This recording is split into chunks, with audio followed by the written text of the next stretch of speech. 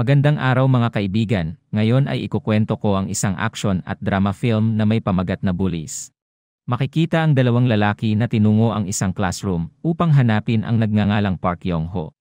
Dahil walang nakakaalam kung nasaan si Yong-ho ay nagbanta na lamang ang lalaki sa oras na magkita sila ni Yong-ho ay malalagay ito sa alanganin. Samantala ang grupo ni Yong-ho ay nagdesisyon na ring tapusin ang pagmamataas ng mga nasabing bully. Sumunod na eksena ay makikita si Yong-ho kasama ang kanyang ina at kapatid na si Chan-mi. Kakalipat lamang nila sa Seoul kaya't pinag-ingat ng ina ang kanyang dalawang anak. Sa kabilang dako naman ay makikita ang estudyanteng si Jin-soo na kinukutungan ng mga bully sa pamumuno ni Yang Gi-tae. Sa pilitang kinuha ng mga ito ang pera ni Jin-soo at nasaksihan ni Yong-ho ang pangyayari. Dahil sa suntok ay namilipit sa sakit si Jin-soo at inutusan ito ni Gi-tae na kailangan pa nitong magbigay sa susunod na linggo. Nakita ng grupo si Yong-ho ngunit hindi na lamang niya pinansin ang nangyari. Kaklase pala ni Yong-ho si Jin-soo na muling binalikan ng mga bully dahil nagsumbong ito sa teacher. Nakilala ni Gi-tae si Yong-ho kaya't binalaan siya nitong huwag makikialam sa mga nangyayari.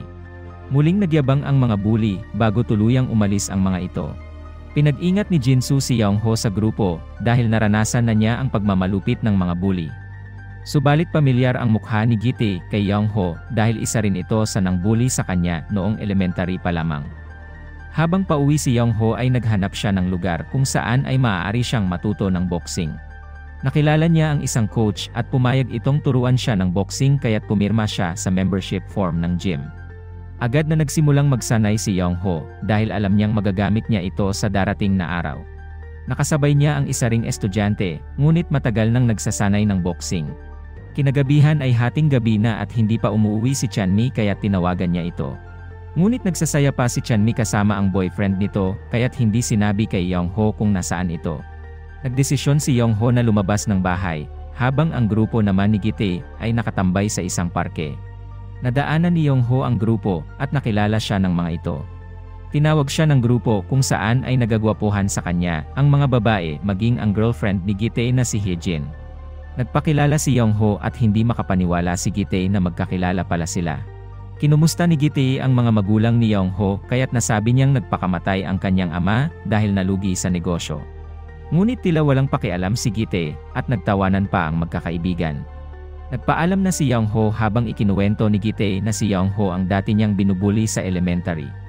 Ngunit sinabi ni Hye-jin na ayos naman si Yong-ho bagay na hindi ikinatuwa ni Gi-tae. Sa wakas ay nakita ni Yong-ho si Chan-mi kaya't agad na pinaalis ng babae ang kanyang boyfriend. Nagtalo ang magkapatid subalit hindi rin nakikinig sa kanya si Chan-mi. Sumunod na araw ay nagpatulong si Yong-ho kay Jin-soo sa pag-aaral, ngunit nahihirapan pa rin siya. Kumain muna ang dalawa at nagkwentuhan tungkol sa kani-kanilang mga pamilya. Naawa si Yong-ho kay Jin-soo dahil binubuhay ito ng kanyang lola sa pamumulot ng mga basura. Sa kabilang dako ay nagkakasiyahan ang grupo ni Gi-tae sa isang karaoke nang madaanan ito ng grupo ng senior na sina Hwan. Pumasok sina Hwan kaya't agad nagbigay galang si Gi-tae. Walang nagawa ang mga bully habang pinagmamasdang isinasayaw ng tatlo ang kanilang mga girlfriend. Binabastos na ni Hwan si Hye-jin, kaya't uminom na lamang si Gi-tae dahil natatakot ito kay Hwan. Sumunod na araw sa school ay muling humingi ng pera ang mga tauhan ni Gi-tae kay Jin-soo. Nagmakaawa si Jin-soo, ngunit walang pakialam ang mga bully sa mga dahilan ni Jin-soo. Inawat ni Yong-ho ang mga bully kaya't pinagbantaan siyang huwag makikialam. Inatake siya ng dalawa, ngunit nagulat ang lahat dahil may malakas palang pangangatawan si Yong-ho. Dumating si Gi-tae na tila natutuwang marunong nang lumaban ang dati niyang binubuli. Pinaalala ni Gi-tae kung ano ang ginawa niya noon kay Yong-ho kaya't umiwas na lamang siya ng tingin. Nang makaalis ang grupo ay nagpasalamat sa kanya si Jin-soo at nagpakilala sa kanya si Sang-won na tuwang-tuwa sa kanyang ginawa. Pinagalitan ni Gi-tae ang kanyang mga tauhan, subalit hindi maitanggi ng mga itong malakas nga si Yong-ho. Pinagplanohan ng mga itong bugbugin si Yong-ho bagay na pinag-isipan ni Gi-tae. Pinakilala naman ni Sang-won si Yong-ho sa kaibigan nitong si Hakso. Pinaliwanag ng dalawa na malakas lamang ang loob ni Gi-tae dahil may koneksyon ang mga ito sa seniors ng school. Nagkasundo ang tatlo dahil pare-pareho nilang hindi gusto ang ginagawa ng mga bully. Isinama rin niya sa gym ang dalawa at doon ay nagkatuwaan silang nagkwentuhan at naglaro ng boxing. Nabalitaan naman ni Hwan ang nangyari kaya't pinarusahan ng mga ito ang mga tauhan ni Gi-tae. Maging si Gite ay hindi pinalagpas ni Juan dahil sa kahihiyang ginawa ng mga tauhan nito. Ilang beses ring pinalo si Gite upang hindi na maulit ang nangyari at mahigpit na ibiniling ayusin ito bago umalis. Hinihintay na lamang ng grupo na makagraduate ang mga senior upang sila na ang maghari-harian sa school. Samantala binisita ni Yongho ang pinagtatrabahuhan ng kanyang ina at nakita niyang binabastos ito ng customer. Ibinuhos na lamang ni Yongho ang kanyang emosyon sa pagsasanay at nakiusap sa kanyang coach na payagan siyang makipag-sparring. Sinabi ng coach na tila minamaliit ni Yongho ang boxing kaya't hinayaan siyang lumaban sa isang bata na matagal nang nagsasanay. Inakala ni Yongho na madali niyang matatalo ang bata dahil may kaalaman na siya sa martial arts. Nagkamali nga ng akala si Yongho dahil ang batang ito ay nagtataglay na ng kakaibang talento sa boxing. Sa huli ay isang uppercut ang tuluyang nagpabagsak sa kanya. Inamin ni Yongho na magaling ang bata kaya't pinaalala ng coach na kailangan lamang niya ng pagsasanay. Natawa na lamang ang coach dahil ang batang iyon ay miyembro pala ng national team kaya't maging si Yongho ay hindi makapaniwala. Habang pauwi si Yongho ay nakita niyang kinukulit ng isang lalaki ang girlfriend ni Gite na si Hee-jin. Pilit na hinalikan ng lalaki si Hee-jin, kaya't sinipa ito sa maselang parte ng katawan. Nagmadaling hinabol ni Hee-jin ang noon ay paalis ng si Yongho. Kumalat na pala ang balitang binugbog ni Yongho ang dalawang tauhan ni Gite, at nakiusap na huwag sasabihin ni Yongho ang nangyari kay Hee-jin. Nadaanan naman ni Yongho ang kanyang kapatid na sinasaktan ng boyfriend nito, kaya't agad niya itong inatake. Inawat siya ni Chanmi dahil ang lalaking iyon ay isa ring senior na bully sa ibang school, bagay na lalong ikinagalit ni Yongho. Samantala patuloy ang pambubuli ni Gite sa mga mahinang estudyante at inuutusan ang mga itong magnakaw ng pera sa magulang upang maibigay sa kanila. Tuwang-tuwa ang grupo sa tuwing nakukuha nila ang kanilang gusto. Sa school ay ginawa namang lookout ni na Yongho si Jinsu habang ikinuwento niya ang ginawa sa bully na nanakit sa kanyang kapatid. Habang pauwi ay muli siyang sinabayan ni Hee-jin na noon ay nagpapakita ng motibo kay Yongho. Subalit nakasalubong nila si Gite kaya't agad nitong tinawag ang babae. Hinalikan ni Gite si Hee-jin habang tinitingnan ng masama ang noon ay paalis ng si Yongho. Hindi nagustuhan ni Hee-jin ang ginawa ni Gite kaya't umalis na ito. Muling nagbigay ng perang nakolekta si Gite kay Juan at natuwa ito dahil malaking pera ang nakuha. Nagsiselos pa rin si Gite kay Yongho, ngunit itinatanggi ni Hee-jin ang mga hinala nito. Samantala habang pauwi si Yongho ay inabangan siya ng 3 bully kasama ang nanakit sa kanyang kapatid, ngunit pinalagan niya ito. Nagawa siyang hawakan ng isa kaya't pinagtulungan siyang bugbugin ng mga bully. Buti na lamang at dumating si Hakso at Sangwon kaya't nagkaroon ng pagkakataon si Yongho na lumaban. Hindi kinaya ng 3 bully sina Hakso kaya't tumakas na lamang ang mga ito. Natawa na lamang ang dalawa dahil nabugbog si Yongho kaya't muli ay pinag-igihan niya ang pagboboksing upang maghanda sa anumang laban. Nakita ng coach ang kanyang pagpupursigi kaya't sinuportahan siya nito sa kanyang mga ginagawa. Isang araw nagkayayaang kumain sa labas sina Yongho at mga kaibigan niya, ngunit napadaan ang grupo ni Gite.